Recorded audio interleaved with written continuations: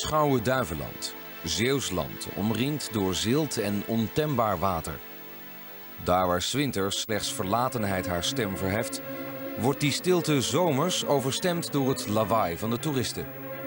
Stippelt hij tegen, oké, gaat hij slaan, dan wordt teruggeslagen. De politie probeert de rotzooitrappers voortdurend voor te blijven. De toeristen strijden om een stukje van het Zeeuwse strand. De lokalen voeren strijd met de zee om behoud van het gouden zand. Er zijn mensen die hier op dat hele eiland leven van toeristen. Nou, dan willen wij graag dat dat zand opgespoten wordt. Ja, zand, maar ja, wie gaat het betalen? Ze voeren strijd tegen de onberekenbare zee. De zee die geeft en neemt rondom paal 23. Hoi, ik ben Martin van Oeveren, discotheek-eigenaar Trinity.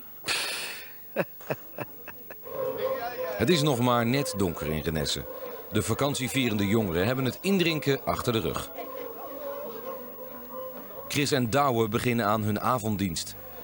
De Trinity is volgens eigenaar Martin de meest trendy discotheek van het toeristendorp. Martin moet net als de rest van de horecaondernemers in korte tijd zijn geld verdienen. 8 weken drank verkopen aan zuipende jongeren en dan moet de buit binnen zijn. Martin mikt op het iets rijkere deel van het publiek. De leeftijd denk van 20 tot 30, zo'n beetje. Iets betere publiek van Renesse, denk ik. We zijn ook wat duurder dan de rest, dus 4 man achter de bar staan. Een DJ, ik heb 1 portier. Ik doe dat in combinatie met hem samen. Ik zit zelf bij de entree, dus we zien samen wie er in en uit gaan. Hey, die gaat Jan. Douwe en Chris lopen Gert-Jan tegen het lijf, een oude bekende van een andere discotheek. De Trinity loopt ondertussen vol met de hipste toeristen uit Renesse. Wellicht dat de keuze van Martin voor barkeepers daar iets mee te maken heeft. Het zijn echt bijna allemaal lekkere wijven. Mijn baas, Martin, ja. Ik kan goed met hem opschieten en voor mij is hij goed. Tijdens Martins inspectieronde door de discotheek kan hij de wc's niet overslaan. Daar worden tenslotte de drugs gebruikt. Vertrouwen is goed, maar controle is beter, is zijn motto. Martin vind ik een hele leuke baas. Hij let overal goed op en hij zorgt goed voor zijn zaak en hij is leuk voor zijn personeel. Kijk, ligt hij nou gewoon... Kijk, daar plassen ze nou gewoon mee. Hij wijst je gewoon op bepaalde dingen, gewoon voor het beste van de zaak. En hij is gewoon heel eerlijk tegen je. Ja, ze doen precies zoals ik het wil nu. Ik bedoel, ze zijn op meegespeeld, ze weten dat je moet er gewoon goed uitzien, je moet gaan en moet geswingd worden achter die bar. Mijn naam is Douwe de Vries. Ik ben brigadier van politie, wijkagent Zierikzee. Ik verleen hulp aan die mensen die dat nodig hebben. Deze jongens hebben zeker de hulp van Douwe en Chris nodig. En wel in opvoedkundige zin. Amper 16 jaar denken ze stoer te zijn door de agenten uit te schelden voor blauwe klaplul, stinkwoud en kankerjood. Nee. Je houdt het toch niet tegen ons, hè? Je kankerjoden. Nee, dat zei je tegen je vrienden toch, hè? Ja, nee, dan heb ik het goed gehoord. Dan gaan we weer verder. Jongen, dan heb ik het prima gehoord. Ja, het kon zijn. Maar weten je vrienden wat jij tegen hun zegt, of niet? Nou, deze jongens die waren luidruchtig en op zich is dat niet erg. Maar die riepen allerlei teksten, onder andere kankerjoden en allerlei soortgelijke teksten. En meestal is dat tegen ons gericht en in dit geval was het een twijfelgeval. Dus daarom liepen we even achter die jongen aan en ik vroeg of het tegen ons gericht was. En dat was dus niet zo. Nou ja, dan zijn wij op dat moment klaar. Dan geven we hem gewoon de voordeel van de twijfel en dan kan hij weer verder gaan. Terwijl Chris een hand over zijn hart strijkt, checkt Martin in de Trinity bij zijn dames of alles nog steeds in orde is. Ten slotte zijn alle klanten hier met maar één doel. Een enkele vakantieganger wil nog wel eens handtastelijk worden. Portier Albert praat met enige voorzichtigheid over het uitzettingsbeleid van de Trinity. We hebben wel eens last van groepjes, ja, helaas buitenlandse jongens die wel eens vervelend kunnen zijn. Die zich vervelend zijn, die zich moeilijk aan kunnen passen. Dan hebben we wel eens wat last van wat voetbalfans. Ik heb ook andere mensen aan de deur gehad. Ik bedoel, die hebben de werk ook goed gedaan, maar hij doet echt zoals ik het wil. Tot een bepaald punt kan je praten. Daarna gebeurt het wel eens een enkele keer dat je iemand met wat meer geweld de zaak uit moet doen. Stippelt hij tegen, oké, gaat hij slaan, dan wordt er teruggeslagen. Douwe en Chris worden met spoed weggeroepen uit het dorp omdat er herrie is bij het bureau. CP in de backup, wil je dat hebben aan de voorkant? Ja, weg! Weg! Weg!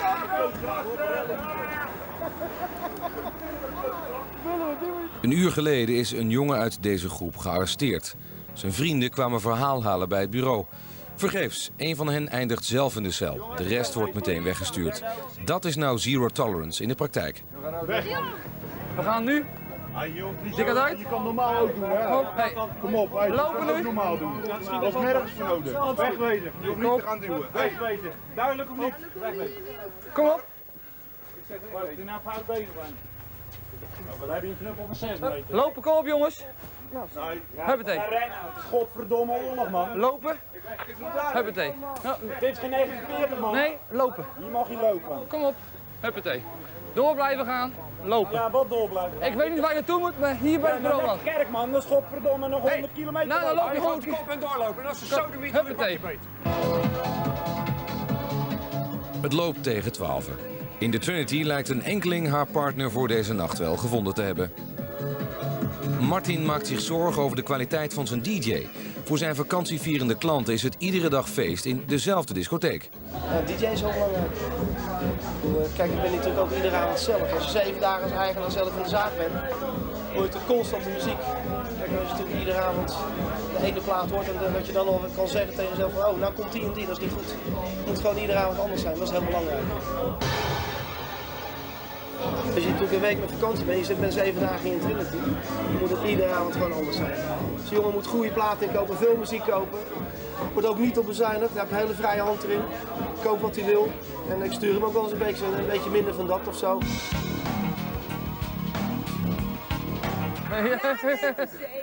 Hallo. Nog steeds met het voor hen zo kenmerkende gevoel voor humor denken Douwe en Chris een jongen te betrappen die meer softdrugs bij zich heeft dan de halve gram die is toegestaan. Ja, kijk, wat heb je allemaal bij je? Nou, goeiedag. Wat ben je allemaal aan het roken?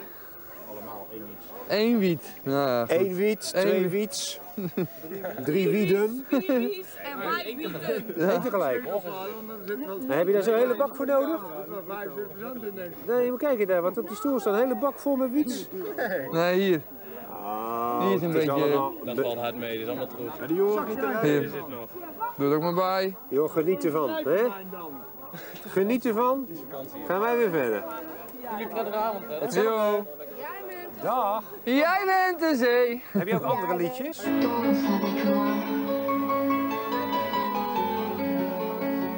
Martin's Trinity heeft op Schouwen niet zo'n beste naam.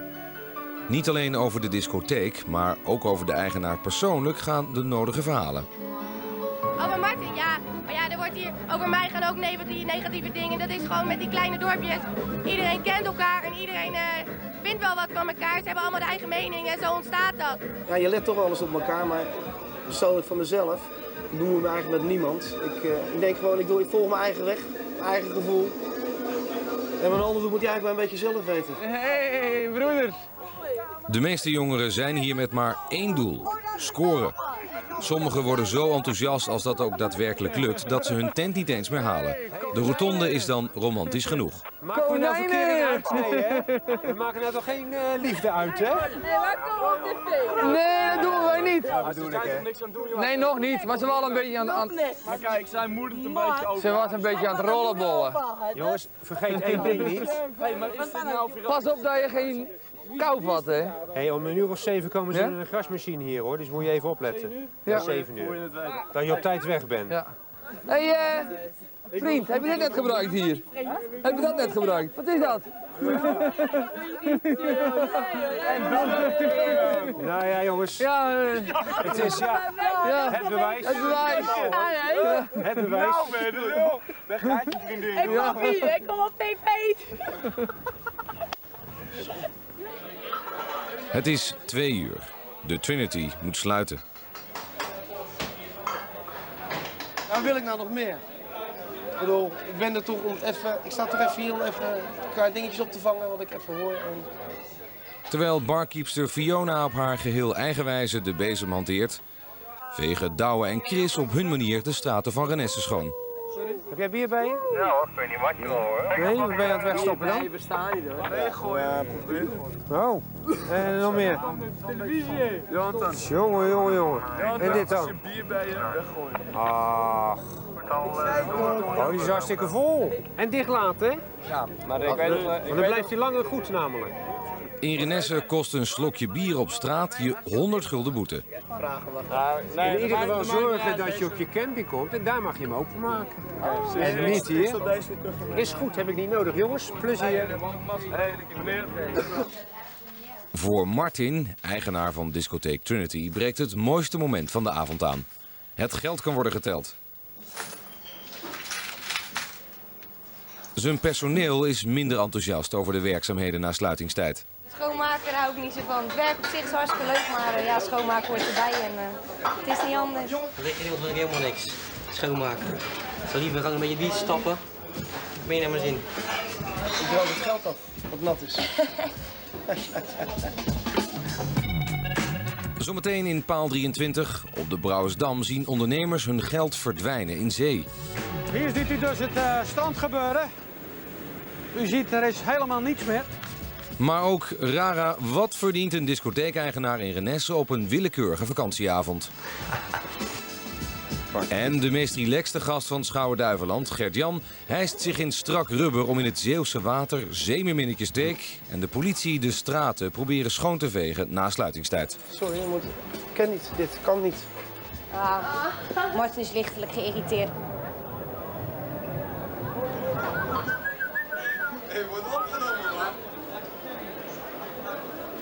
Het is verboden om alcohol te nuttigen op straat. Ik gooi het nou weg. Ja? Dan kom je er nou heel goed vanaf. Anders ging je regelrecht naar het bureau en kreeg je een boete van 100 of 150 gulden. Ja? Nee, maar wij wouden eigenlijk net naar Pitsbroek gaan. Oké. Weet je wat duur dat is? Oké, tot zo. Voor disco-eigenaar Martin breekt het leukste moment van de avond aan. Hij mag de avondopbrengst gaan tellen. 3, 2, 1. Kassa's, dat ga ik niet doen. Kijk, het motto is natuurlijk een beetje, kijk, je doet het. Ik doe het eigenlijk voor mijn eigen. Ik bedoel, ik streef naar iets van dat ik toch een beetje bekendheid krijg. Of iets waar de mensen van komen staan. Luister, ik ben in een restaurant Trinity en morgen ben ik ergens Trinity, dat was het gewoon. Ik wil beter zijn dan een ander, ik wil gewoon perfectie. Ik wil wat ik ook doe.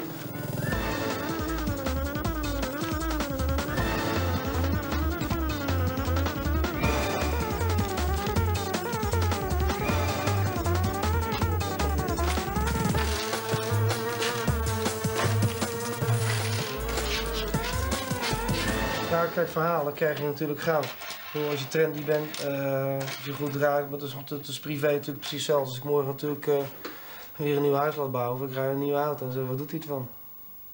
Douwe en Chris geven in het centrum van Renesse de laatste restjes dronken jongeren een vriendelijk zetje huiswaarts. Nou, nog fietsen. Ja, dat kan. Hey, William. Hey, William.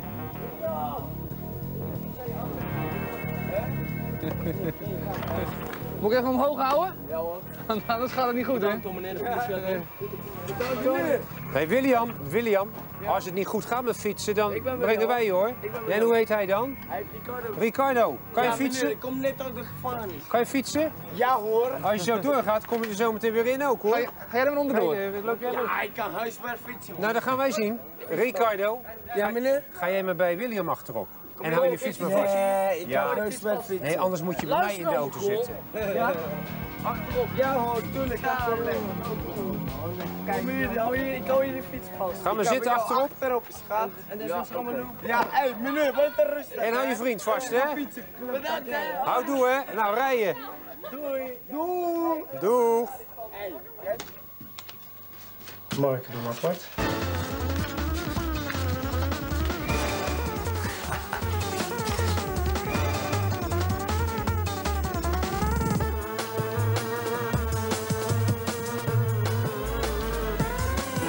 Ik ga nu opstaan, ik ben klaar, ik ga naar beneden. Ik ga nu een bestelling trouwens doen. Ik loop nu langs het magazijn, ik controleer alles wat er nodig is voor morgen. Gezien Martins iets wat geïrriteerde gedrag zou je denken dat de omzet vanavond een beetje tegenvalt. Die dozen moeten gewoon netjes opgeruimd worden voor morgen mee. Emmers worden neer, die kratten gaan achter de bar. Er ligt wat rotzooi buiten. Dat is geloof ik niet helemaal goed opgeruimd. En dat moet nou nog opgeruimd worden, dus we moeten nog even wachten met weggaan. Ja, ik ken niet, dit kan niet. Ja. Ah, Martin is lichtelijk geïrriteerd, laten we het daar maar op houden. Hè? Doei. Doei. Doeg. 10% minder dan gisteren. En dat is? Wil je het zien? Nee. Dat was goed. Doeg, tot morgen. Een discotheek als Trinity draait op een avond zeker 10 mil omzet. Maar dat is ook nodig. Ze moeten het hier in 8 weken verdienen. En dat is moeilijk, want de zomer is slecht dit jaar.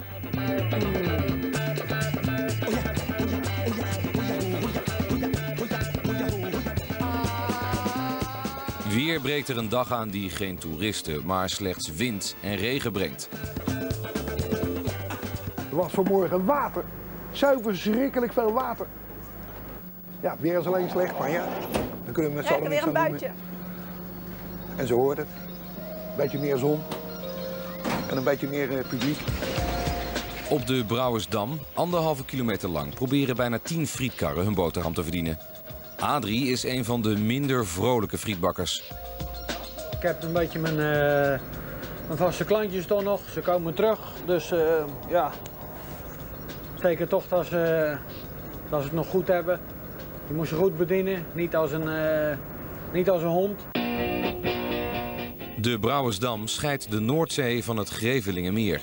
Dat Grevelingenmeer is dé populairste plek voor duikers uit heel Noord-Europa.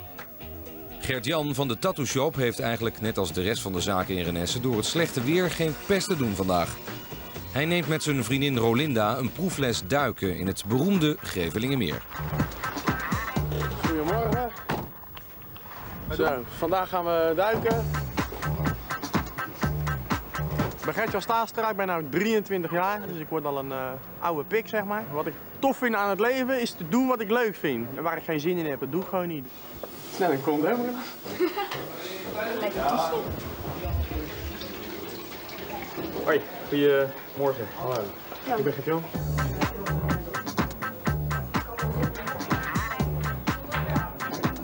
Neem plaats. Oké. Nou, ik heb er wel zin in. Ik ben alleen bang dat het koud is, het water. Maar dat zien we dan wel. Het water op de dam is koud. Weer een nieuwe regenbui heeft Frietkar de Golf bijna weggespoeld. Regendans is daar geloof ik niet meer in. Zal we het doen?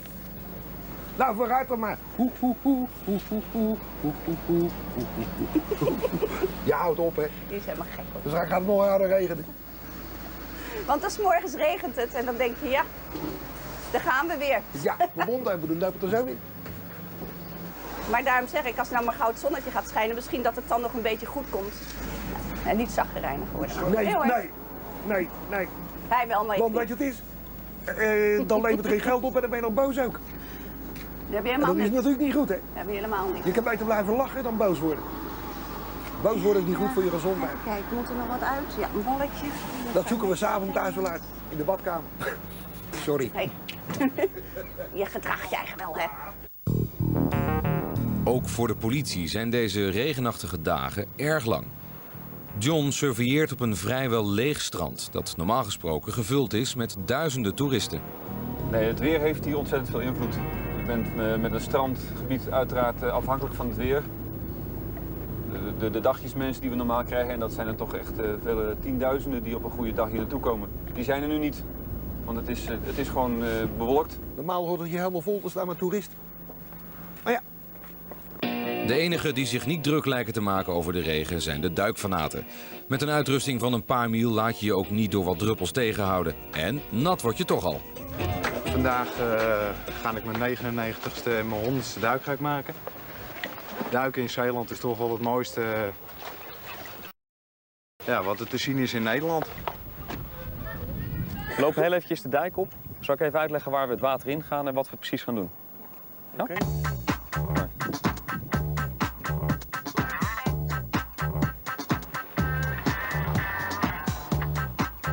Er zitten hier geen haaien. Nee, absoluut niet. Er zitten wel hele mooie krabbetjes. Zeemeerminnen, zitten die er? Zeemeerminnen staan achter hier, die moeten toch een pak aan. Dat vind ik ook lekker. Wat we zeker zullen zien is een hele hoop Piranha. krabben, geen piranha's. Nee. Het makkelijkste kun je een masker passen door heel even het bandje naar achter te duwen. Door hem op je hoofd te zetten, even te zorgen dat er geen haren tussen zitten. Ja, daar heb jij geen last van. Oké. Nou, condoom gaat makkelijk nog op.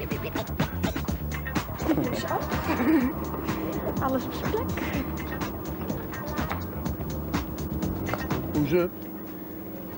Ik zie bijna niks meer aan.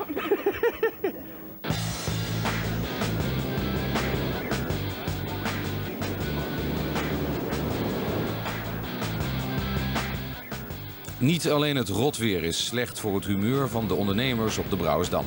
Ieder jaar eet de zee weer meer op van het strand. De ondernemers strijden om de laatste korrels zand. Nou, hier ziet u dus het strand gebeuren. U ziet, er is helemaal niets meer. Alles is weg.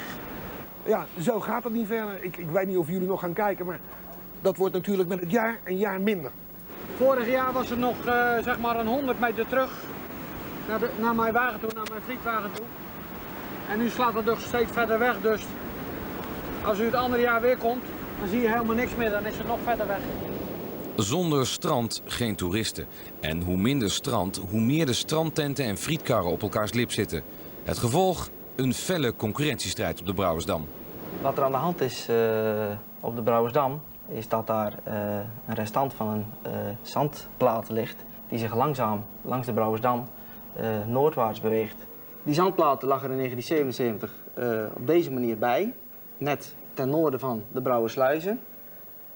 Maar die zandplaat is in de loop van de tijden door invloed van wind en water langzaam noordwaarts gaan verschuiven langs die Brouwersdam. Wat moet je eraan doen? Ik kan kwalijk met een emmer en een schepje hier van de overkant op het strand neergooien natuurlijk. Dat gaat niet.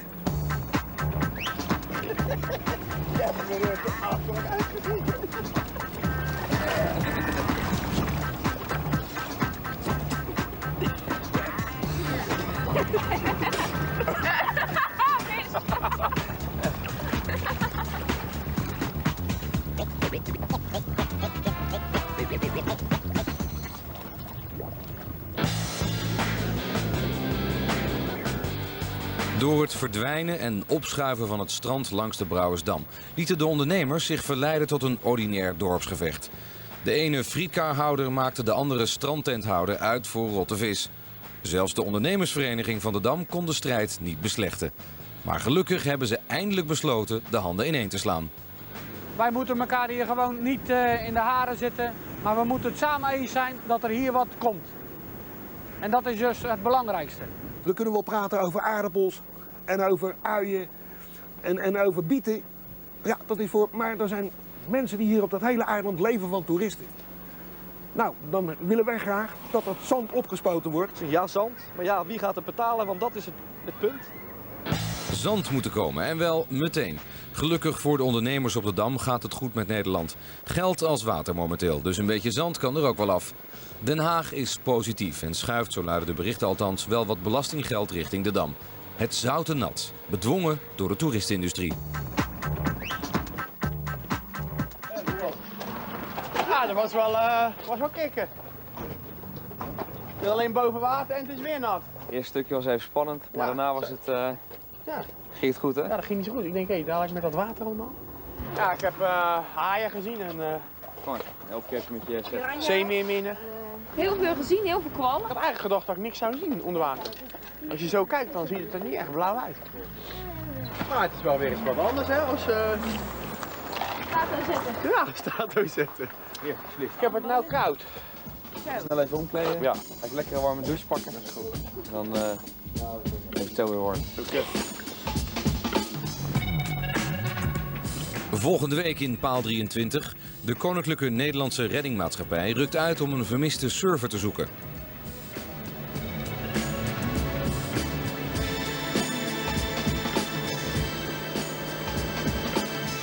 En Douwe wordt op het strand bijna bedolven onder de dronken jongeren. We wouden alleen maar... Hey jongens, gezellig. Ik wil alleen maar met knappe vrouwen praten, niet met lelijke jongens.